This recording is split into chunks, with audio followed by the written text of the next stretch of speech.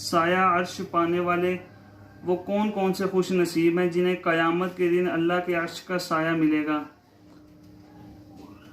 حضرت سیدنا ابو ہریرہ رضی اللہ تعالی عنہ سے روایت ہے کہ پیارے آقا صلی اللہ تعالی علیہ وسلم کا فرمان عالی شان ہے،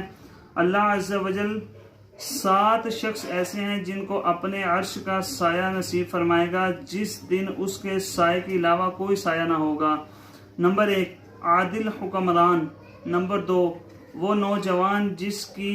جوانی عبادت میں گزری ہو، نمبر 3 وہ شخص جس کا دل مسجد سے نکلتے وقت بھی مسجد میں ہی لگا رہے حتیٰ کہ واپس لوٹ آئے، نمبر 4 وہ 2 شخص جو اللہ عز و جل کے لیے محبت کرتے ہوئے جمع ہوئے اور محبت کرتے ہوئے ہی جدا ہوئے، نمبر 5 وہ شخص جو خلوت میں اللہ عز و جل کا ذکر کرتا ہو اور اس کی آنکھوں سے آنسو بہیں، نمبر 6 وہ شخص جسے کوئی مال و جمال والی عورت گناہ کی طرف بلائے اور وہ کہے کہ میں اللہ عز و جل سے ڈرتا ہوں، اور نمبر 7 وہ شخص جو اس طرح چھپا کر صدقہ کرے کہ اس کے بائیں ہاتھ کو خبر نہ ہو کہ اس کے دائیں ہاتھ نے صدقہ کیا ہے۔